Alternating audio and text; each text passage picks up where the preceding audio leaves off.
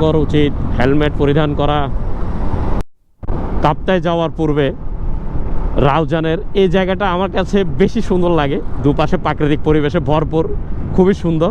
এদিকে হলো যে আপনার ধান ক্ষেত আর ধান ক্ষেত, সামনে ধান তুলবে। আর এই ধরনের দৃশ্য বরাবরই আমার কাছে খুবই ভালো লাগে।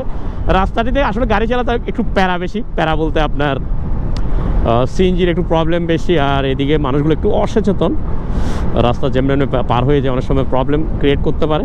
এটা এখানে না, সব জায়গায়। এখন ধান তুলছে, ধান মারাই করছে, এখন ধানের সিজন। সামনে মামুন আর এর সামনে আরও তিনজন আছে উইদাউট হেলমেট। আসলে আমরা অনেক সময় দোষ দিই রাস্তাঘাটে। আসলে দেখেন 4 জন নিয়েছে, একজনেরও হেলমেট নেই, রাইডারও হেলমেট নেই। চন্দ্রকোনা পাঠানপাড়া একতা সংঘর উচিত হেলমেট পরিধান করা, কারো হেলমেট নেই, এ হলো কথা। বাই দ্য ওয়ে যাচ্ছি একটু উপদেশ দিয়ে গেলাম, আপনারা কিন্তু হেলমেট পরবেন অবশ্যই, কারণ দুর্ঘটনা যে কোনো মুহূর্তে হইতে পারে।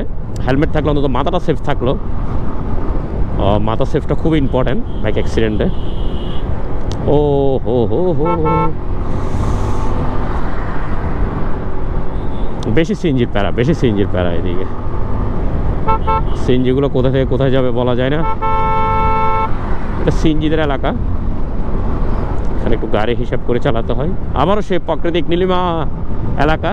ও ওয়াও, ধান আর ধান, খুবই সুন্দর। এই শীতকালের আগে আসলে এই কাপ্তাই রোডে এই জিনিসটা খুবই ভালো লাগে আমার কাছে।